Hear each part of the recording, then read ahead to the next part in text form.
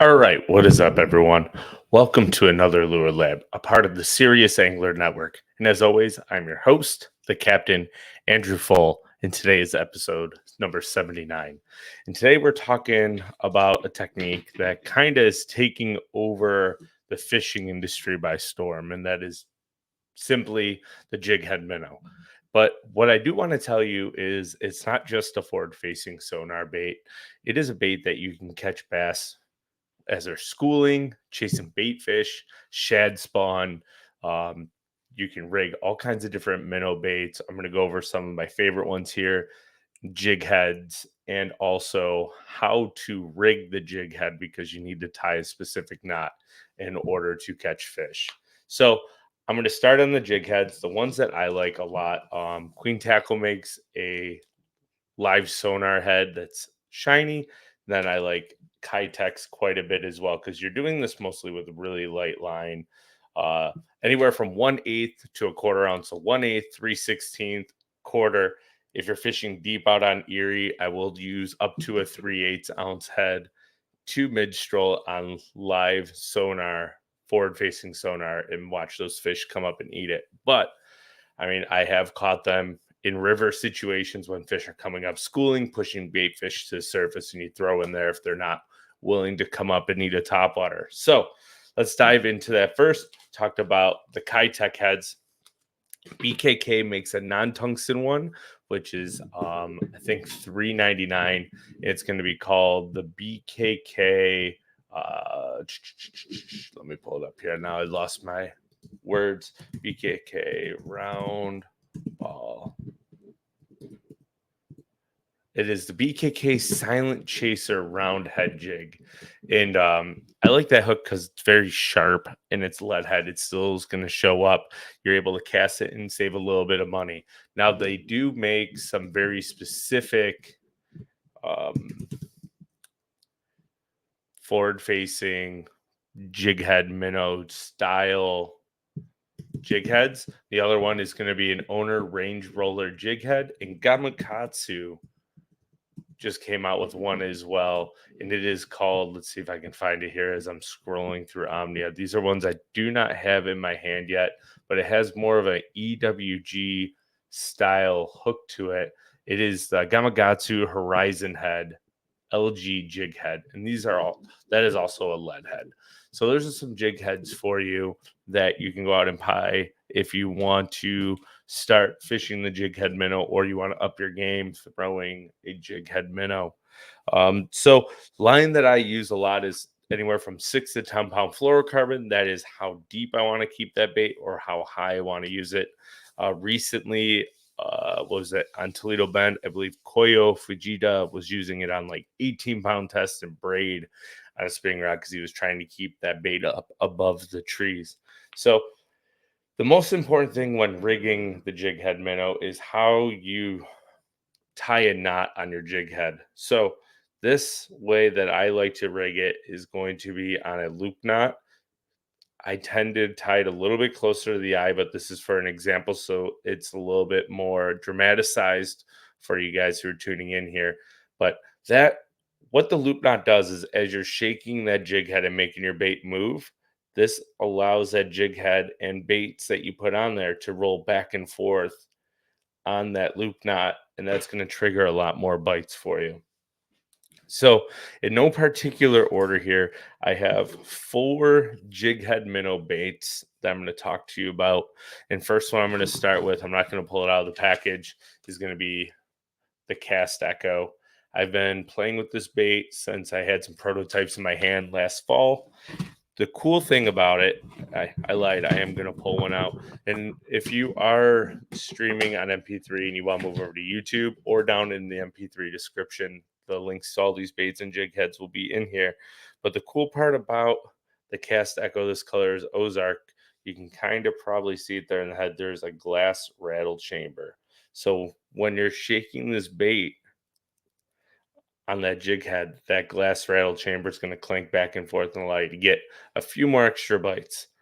Now, some people like a fork tail on their bait. Some people do not. They want a straight tail. I actually really enjoy a fork tail bait when I am fishing a jig head minnow. I think it looks more realistic. There's three really cool colors in the cast echo. You have Ozark, which is this new one. It's got like a gray back, purple highlight. When it's cloudy, the purple really shows up, and when it's sunny, it's actually a really translucent bait. And I'll use that one just about in all color conditions. It's slowly become my favorite cast echo color. The other colors that they have is going to be a Casper and then a blueback herring, which is similar to Ozark, but it has a shiny blue back to it in a clear belly. And those are the three that I have rigged on. The white I will use when it's probably more overcast, and you should be using any other techniques. And I should preface that when you're fishing a jig head minnow, what I found is that it works best when you have a slight breeze, so just enough chop on the water to break up the sunlight, and then also it needs to be really sunny. I find that the fish react to it best when it is sunny, calm with a slight chop or break up the water from a light wind. The next one that you're going to want to go get your hands on is the Berkeley Max Scent Flat Nose Minnow and 4-inch. And you can do this with bigger baits. These are just ones that I found that work really well for myself on the Kitech jig head specifically. So the 4-inch flat nose minnow in white pearl or natural shad. Great choices. You know, Max Scent is a proven fish catcher. Scent works, especially power bait Max Scent. This one I use a lot of times when I'm smallmouth fishing. The Echo I will use when I'm targeting both largemouth and smallmouth. It has a little bit wider profile. It mimics like herring and alewives really well. The flat nose minnow is going to mimic like your smaller shiners, such as emeralds or year the young perch or anything that's got more of a slender needle like profile to it. The next one that I fish a lot more when I'm hanging a minnow, but I do know that it works really well when you're shaking a minnow, jig minnow out in front of them, and that is going to be the Strike King Baby Z2. My absolute favorite color in this is smoky shad. I'll hold it up here for you. You can see that it's got that gray back with a clearish belly with some blue, silver, and black flake to it. Other good colors there are going to be like a siren, really bright, stands out really well for smallmouth.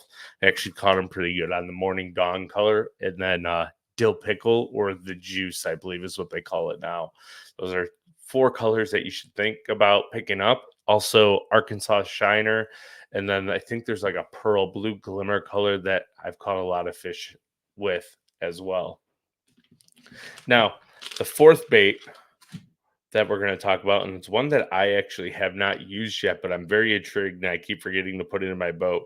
But Gary Yamamoto baits, now Yamamoto baits are no longer owned by Gary Yamamoto. That's a topic for another day. The scope shad, and this is the sexy shad color, and I really like this one. It has a little bit of chartreuse in it.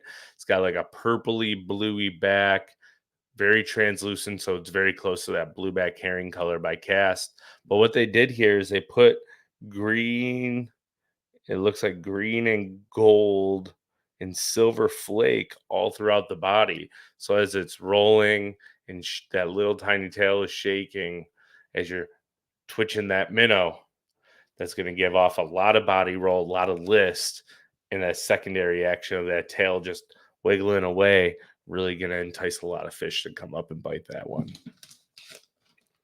All right, so let's dive into our setups. When I am fishing a jig head minnow, to me it is an ultra finesse technique. So you're going to want to reel with a really, really smooth drag. So we're going to go right in the middle.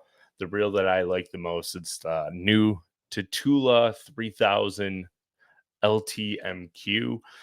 I think for $200, it has one of the smoothest drags on the market, and it is a super, super light reel. Braid, you're going to want a higher carrier count braid, anywhere from like 8, 10 to 12 strand. Me personally, I use cast braid.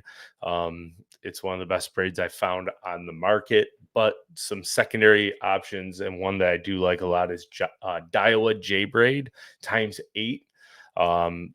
In the size is 8-pound test, 8-pound break strength for the braid. And I also like the fact of using a brighter color braid. So, like a bright yellow or blue or white. Because when you're fishing this around, a lot of times the fish are actually going to push this bait. They're not going to smoke it. So I like a bright braid. So when I'm throwing it 40, 60, 80 feet away from the boat into schooling fish, chasing bait, or I'm scoping them with Mega Live, or if you have a Garmin unit and you're scoping them, if you lose sight of your bait on forward facing or you don't have it, that bright braid helps a ton because you're going to actually visually see the fish bite it. A lot of times they come up and push it and give you a little bit of slack. So by watching your braid as you're shaking it, you can see that fish bite as opposed to just watching them on your Mega Live. This isn't a technique that is specifically for forward facing sonar. You can catch them, like I said, shad spawn up shallow. You can catch them out deep, schooling fish in timber. It's a very well versed technique. You just have to know how deep your bait is getting, and you can experiment that with it by casting it down and just playing around with your setup to make sure it's in the optimal fish biting zone. And once you figure it out, you will get bit. Guys have been catching them on this technique before forward facing sonar was around. It just wasn't talked about that much. Now, the rods, I personally like to use a shorter rod for this. I'm a 6'10" to a 7-foot max, but the rod that I use personally is an Alpha Angler DSR, which is 6'10", like a medium action, somewhere in that medium. Like it's light, medium, good backbone, real quick tip, and that allows me to work that bait really, really efficiently. I have used it with a 7'2" rod. I do like that if I'm gonna go way down in line diameter on my fluorocarbon leader. Like if I need to go down to 5-pound test or 6-pound test, that's when I'll actually go a little bit longer in a rod and a little softer rod. So the shock when you lean into that fish is absorbed by the rod and it's not taking off the line and breaking off. So some cheaper options that I think will work. You could probably pick up like an Abu Garcia Veritas 6'10" to 7-foot rod. I believe Dobbins makes one, and I'll put some links down below for some rods that I think will be really that will work really well for you to use with this technique. So I challenge everyone to try it out, even if you don't believe or use forward facing sonar. You see fish coming up and schooling and they won't exactly get on your top water. And I know that's rare. A lot of times they will. But if you throw a little minnow bait like this in that school and keep it above grass or keep it right in front of those fish's face, I'm sure your success on the water is going to go up. So these are just a few of the baits. There are tons of them and more getting flooded to the market. I know Omnia recently just added a mid-stroll hover stroll technique page to the Omnia website. So you're going to want to go over there and check that out. I'll link it all down below, like I said. So if you're new here on YouTube, please hit that subscribe button. We greatly appreciate it when everyone tunes in every week, every Saturday morning. And if you're on MP3, your favorite podcast platform, please leave the Lure Lab a review. It allows this podcast to be seen by more people who love bass fishing and are looking to get better and get the most out of techniques that we use on a day-to-day basis while we are on the water. So until next Saturday, we will see you then.